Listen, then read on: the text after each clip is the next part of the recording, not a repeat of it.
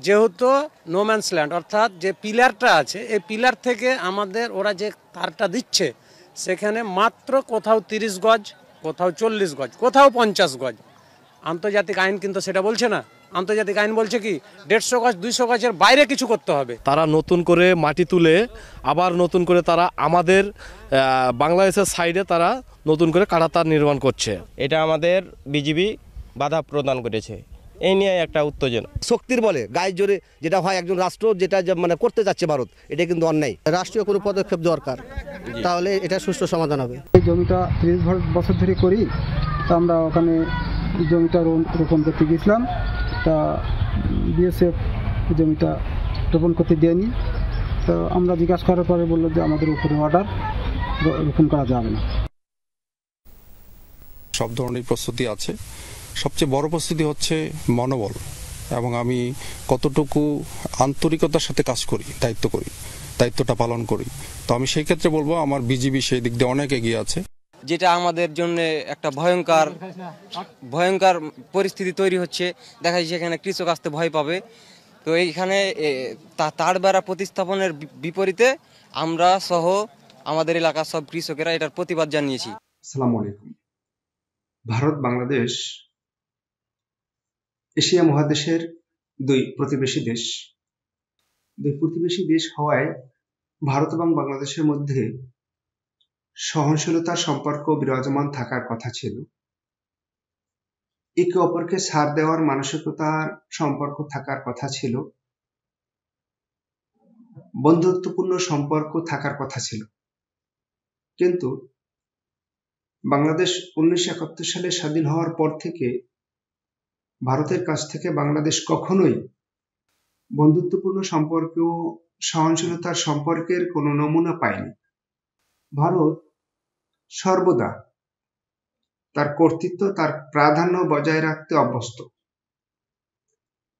সবসময় তার আধিপত্যবাদী, আগ্রাসী ভূমিকা দেখাতে হবে, এটাই যেন ভারতের একটি স্বভাবজাত বৈশিষ্ট্য। ভারত বিশেষ করে বাংলাদেশের সীমান্তে বিভিন্ন সময়ে কারণে অকারণে বাংলাদেশের নিরীহ জনগণকে, বিশেষ করে সীমান্তের জনগণ যারা আছে তাদেরকে কখনো কখনো অকারণেও গুলি ছিঁড়েছে, হত্যা করেছে। সাম্প্রতিক সময়ে 2024 সালের বাংলাদেশে ছাত্র জনতার আন্দোলনের কারণে অগাস্ট মাসের 5 তারিখ শেখ হাসিনা ক্ষমতা ছেড়ে ভারতে পালিয়ে গেলে বাংলাদেশের রাজনৈতিক প্রেক্ষাপটে বড় ধরনের পরিবর্তন দেখা যায়। বাংলাদেশে যে আওয়ামী লীগ সরকার, শেখ হাসিনার নেতৃত্বে যে আওয়ামী লীগ সরকার ক্ষমতায় ছিল, সেই সরকার ছিল ভারতের একান্ত পছন্দের, ভারতের তাবেদার সরকার ছিল শেখ হাসিনার নেতৃত্বাধীন আওয়ামী লীগের সেই সরকার। কিন্তু আওয়ামী লীগ সরকার বিগত 15-16 বছরে যে জুলুম, অত্যাচার, নির্যাতন, নিপীড়ন করেছে, সেই জুলুম, অত্যাচার, নির্যাতন, নিপীড়নের ফলস্বরূপ জনগণ তাদেরকে ক্ষমতা থেকে সরিয়ে দিয়েছে। কিন্তু আওয়ামী লীগ সরকার ক্ষমতায় থাকাকালীন সময়ে ভারত বিভিন্নভাবে অন্যায়, অবৈধ সুবিধা নিত। বৈধ সুবিধা যা ছিল তা তো আছেই, কিন্তু অন্যায়ভাবে অনেক সুবিধা তারা ভোগ করত।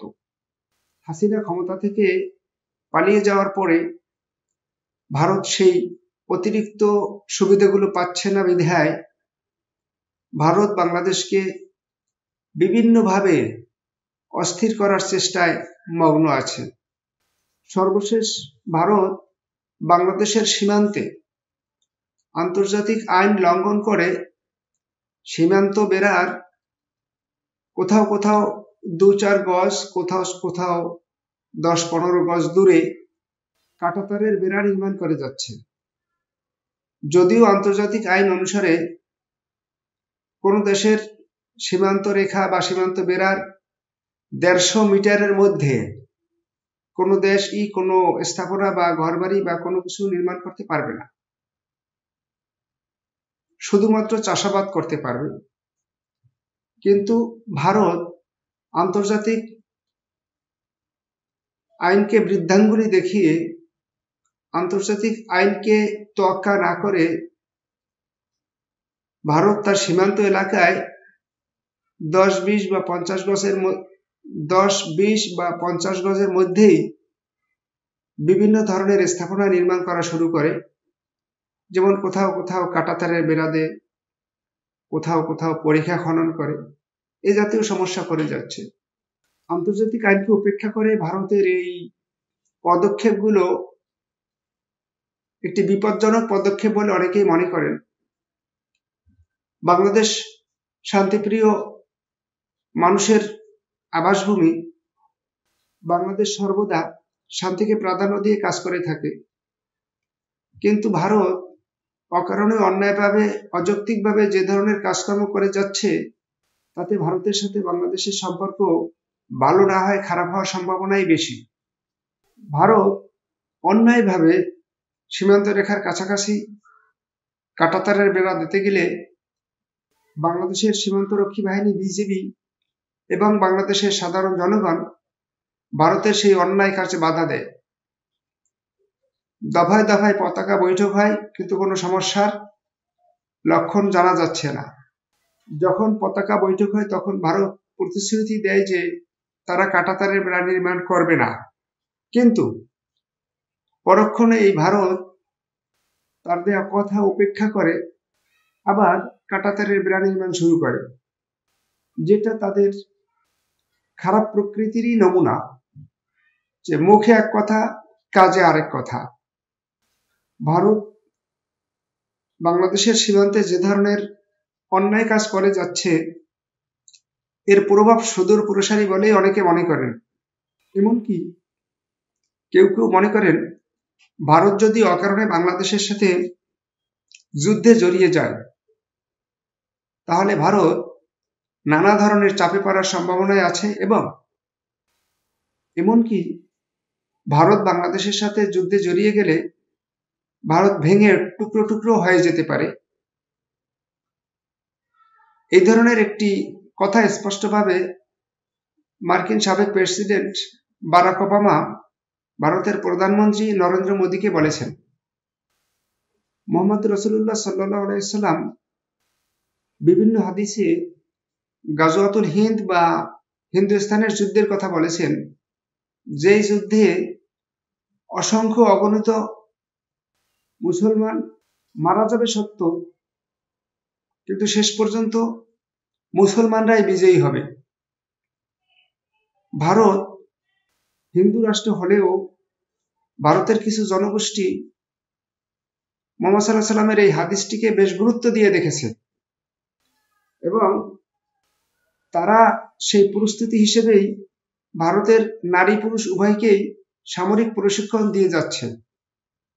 আসলে ভারত একটি সংঘাতের দিকে এগিয়ে যাচ্ছে, যা মুহাম্মদ রাসূলুল্লাহ সাল্লাল্লাহু আলাইহি সাল্লামের হাদিস অনুসারে যেই যুদ্ধের কারণে ভারত ভেঙে টুকরো টুকরো হবে, ভারত ইচ্ছাকৃতভাবে সেই যুদ্ধের দিকেই হাঁটি হাঁটি পাপা করে এগিয়ে যাচ্ছে।